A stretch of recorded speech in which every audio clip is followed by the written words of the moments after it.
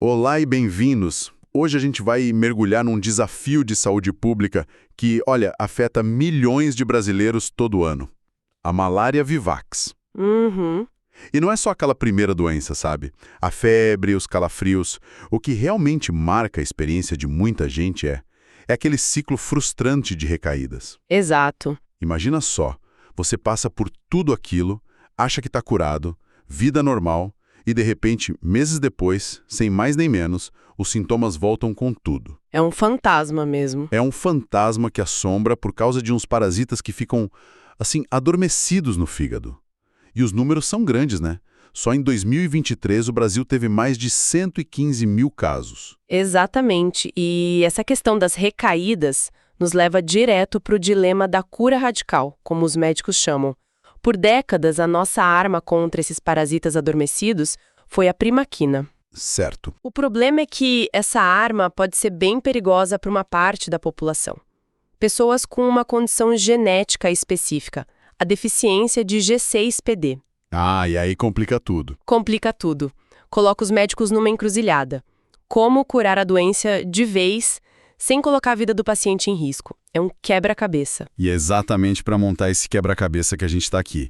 Temos um estudo que analisa uma peça nova nesse jogo, um medicamento de dose única, a tafenoquina. Isso. Nossa missão hoje é mergulhar nos custos e nos benefícios dessa nova abordagem, comparar com o que já se faz no Brasil e tentar entender qual a estratégia mais inteligente, mais segura para o nosso SUS. Ok, então antes de falar da solução, acho que vale a pena a gente entender o inimigo. O que torna esse parasita, o Plasmodium vivax, tão teimoso? Por que ele sempre volta? A chave está nessas formas dormentes que você falou. O nome técnico é hipnozoítenos. Hipnozoitos. Pense neles, como sementes do parasita que se instalam no fígado e hibernam. Hibernam. Sim, eles ficam ali quietinhos e a maioria dos remédios que atacam o parasita no sangue, que causa febre, os sintomas, Certo. não fazem efeito neles. E essas sementes podem ficar ali por meses, até mais de um ano, e de repente acordam e pronto. Uma nova onda de parasitas no sangue e a doença recomeça. E o tratamento tradicional para essas sementes, a primaquina, tem um problema bem prático, né? Tem, é um problema enorme de adesão. O tratamento padrão exige que o paciente tome o remédio todo dia por 7 dias. E 7 dias seguidos. Isso. Só que depois de uns 2, 3 dias a pessoa já sente ótima. A febre some, as dores passam. E aí a motivação para continuar tomando remédio vai lá para baixo. Exatamente. Dá pra entender, né? Você tá se sentindo mal há dias, de repente tá novo em folha. A tentação de parar é gigante. Você pensa, pronto, já sarei. Pois é. É muito humano e o estudo que a gente está vendo quantifica isso. E o número é alarmante. No Brasil, só 67% dos pacientes completam o tratamento. Nossa, um terço para no meio. Um terço para. E a consequência direta, claro, são as recaídas. E isso não só faz a pessoa sofrer de novo, como mantém o parasita circulando na comunidade, né? Certo, então temos o problema da adesão. Mas tem outra camada aí, que é quase uma roleta russa, que é essa questão da deficiência de G6PD. Sim, e essa é a parte assim mais grave. G6PD é uma enzima que protege os nossos glóbulos vermelhos. Uhum. Algumas pessoas herdam uma versão, digamos, com defeito dessa enzima. E para essas pessoas, a primaquina é quase um veneno. Ela causa um estresse tão grande que os glóbulos vermelhos simplesmente se rompem. Um processo chamado hemólise. E o que isso quer dizer na prática para o paciente? O que ele sente? Uma anemia aguda, muito grave. A pessoa fica amarela, a urina escurece, um cansaço extremo, pode precisar de transfusão de sangue, ir para UTI e, embora seja raro, pode até levar à morte. Que perigo. E o mais chocante é que, até pouco tempo atrás, a prática padrão no Brasil era prescrever a primaquina sem testar ninguém para G6PD. Peraí, como assim? A orientação era tipo, tome esse remédio aqui que pode ser perigoso. E se você sentir muito mal, você para e vai para o hospital. Era basicamente essa lógica. Uma aposta de altíssimo risco. Contava com a sorte e a percepção do paciente para evitar uma tragédia. Um sistema bem falho, né? Resolve completamente. Uma dose única que o paciente pode tomar na frente do profissional de saúde, garante 100% de adesão, não tem erro. Mas Tem um grande mas. Essa simplicidade vem com uma condição que não dá para negociar. Por ser ainda mais potente, a tafenoquina exige obrigatoriamente um teste de G6PD antes. Ah, então não tem mais aposta. Nenhuma. A segurança tem que ser garantida antes de tudo. E aí que a conta começa a ficar complicada, né? Porque uma pílula única parece mais fácil. Mas adicionar um teste para todo mundo parece adicionar custo, complexidade. Exato. Comprar aparelho, treinar gente, logística. A pergunta que o estudo quer responder é: essa troca vale a pena? O benefício para a saúde compensa o investimento? E como eles fizeram isso? De uma forma bem inteligente. Eles criaram um modelo matemático para simular e comparar 3 estratégias diferentes. 3 futuros possíveis para o tratamento da malária aqui. Certo, vamos ver esses cenários. O primeiro seria o quê? O primeiro é a prática atual. É a nossa base de comparação. Ou seja, dar primaquina por 7 dias para todo mundo sem teste nenhum. Ok, o jeito antigo. Barato no começo, mas com risco de hemólise e com um monte de gente abandonando o tratamento. E o segundo? A segunda é a estratégia tafenoquina. Aí tudo muda. Primeiro, todo paciente faz um teste rápido de G6PD. Se o resultado for normal, ele toma a dose única de tafenoquina. E se não for normal? Se o teste der deficiência, ele recebe um tratamento com primaquina, mas um regime adaptado, mais seguro para a condição dele. Entendi.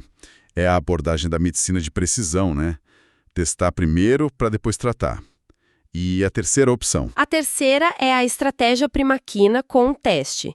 Nela, todo mundo também faz o teste, mas em vez do remédio novo, o sistema continua só com a primaquina. A diferença é que a dose é ajustada com base no resultado do teste. É um jeito de tornar o tratamento antigo mais seguro. Ah, essa comparação é boa.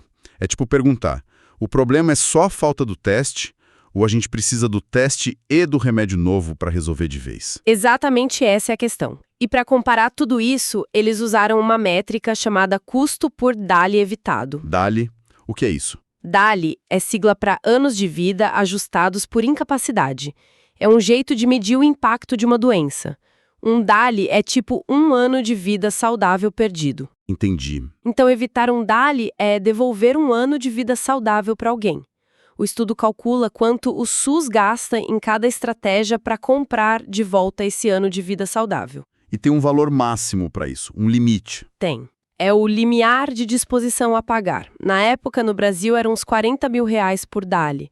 Se a estratégia nova custa menos que isso para gerar 1 ano de vida saudável, ela é considerada custo-efetiva, um bom negócio. Ok, o cenário está montado. Então vamos ao que interessa. Os resultados. Como é que a tafenoquina se saiu contra a prática atual? De dar primaquina para todo mundo sem testar. O resultado foi muito, muito bom.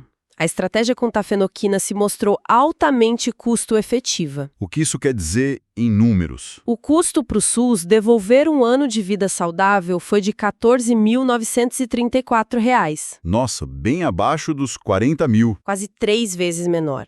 Um excelente investimento para o sistema de saúde. A chance dessa estratégia ser custo-efetiva era de mais de 98%. Então a conclusão é clara. Mesmo com o custo do teste, do aparelho, de tudo, os benefícios de evitar recaídas e os casos de hemólise são tão grandes que o investimento se paga com folga. Se paga com muita folga.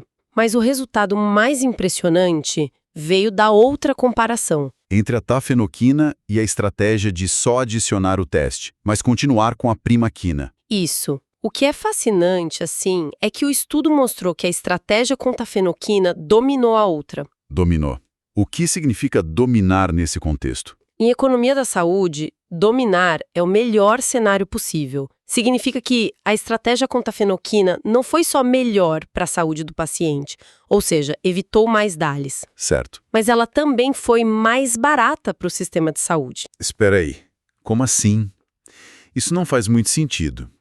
Como é que adicionar um teste e um remédio novo, que deve ser mais caro, acaba economizando dinheiro? Essa é a beleza da análise. A economia não está no preço da pílula. Está em tudo que se deixa de gastar depois. Ah, A dose única garante 100% de adesão. Isso previne um número gigantesco de recaídas. E cada recaída que você evita é uma consulta a menos, um exame a menos outro tratamento que não precisa ser dado. Entendi. É economia invisível. Perfeito. Quando você soma toda essa economia, ela não só paga o custo extra do teste e do remédio, como ainda sobra dinheiro. A análise mostrou uma economia de uns R$ 66 por paciente. Isso é o sonho de qualquer gestor de saúde. Uma inovação que melhora a vida das pessoas e ainda economiza dinheiro. É uma vitória em todas as frentes. A definição de uma política pública inteligente. Agora, a gente sabe que o mundo da pesquisa e o mundo real, lá num posto de saúde na Amazônia, podem ser bem diferentes. Esse tipo de estudo costuma virar a mudança de verdade? Nesse caso, virou. E o impacto foi direto e, olha, surpreendentemente rápido. É mesmo. Sim. Esses resultados foram uma peça-chave para a decisão da Conitec, que é a comissão que assessora o Ministério da Saúde, para incorporar a tafenoquina e os testes no SUS. Quando isso aconteceu? Em 2023. Foi um marco. O Brasil se tornou o primeiro país com malária endêmica no mundo a adotar essa abordagem. É um exemplo perfeito de como a ciência pode e deve guiar políticas públicas. Que notícia boa! Mas não deve ser tão simples assim, né? Tipo, comprar tudo e distribuir pelo país. O estudo deve apontar alguns desafios para isso funcionar na prática. Sim, aponta. E a principal ressalva é a tal da economia de escala. O aparelho do teste rápido de G6PD tem um custo fixo. Na época, uns R$ 3.158. Certo. Para a estratégia valer a pena, esse custo tem que ser diluído por um bom número de pacientes. O modelo do estudo usou uma média de 55 pacientes por ano por unidade de saúde. Que é a realidade de muitas cidades na Amazônia, imagino. Exato. Então a implementação tem que ser estratégica. Tem que ser. E tem outra limitação, né? A análise foi só com adultos. Sim, porque na época do estudo ainda não tinha uma formulação pediátrica da tafenoquina disponível. Isso é importante, porque as crianças são uma parte grande dos pacientes com malária vivax e, por enquanto, elas continuam no tratamento com primaquina. Bom, recapitulando a nossa conversa de hoje, então. A gente viu como a combinação de uma inovação no remédio, a dose única, com uma tecnologia de diagnóstico, o teste rápido, pode transformar o tratamento de uma doença que assombra o Brasil há décadas. Uhum. Não é só uma história sobre medicina, é sobre gestão inteligente da saúde pública. A mensagem principal para mim é essa: é o poder do pensamento estratégico. Um investimento inicial em tecnologia, em segurança, pode parecer um gasto a mais no começo. Certo. Mas esse estudo prova que é o contrário. Na verdade, é um jeito de economizar muito mais lá na frente e, ao mesmo tempo, dar um cuidado muito melhor para o paciente. Prevenir é sempre mais inteligente e mais barato do que remediar. E para a gente terminar, eu queria deixar uma reflexão, que vem dos próprios autores do estudo. A análise deles focou no custo-benefício para o paciente que foi tratado, mas eles admitem que não conseguiram calcular o impacto disso na saúde pública como um todo. O efeito em cascata, né? Exato. O efeito na transmissão da doença. Se menos gente tem recaída, tem menos parasitas circulando por aí. Menos gente infectada significa menos mosquitos se infectando, que por sua vez vão infectar menos pessoas. É um ciclo virtuoso. É um ciclo virtuoso. E aí fica a pergunta: qual seria o verdadeiro efeito multiplicador dessa estratégia para aquela meta final do Brasil, que é um dia conseguir eliminar de vez a malária do nosso território?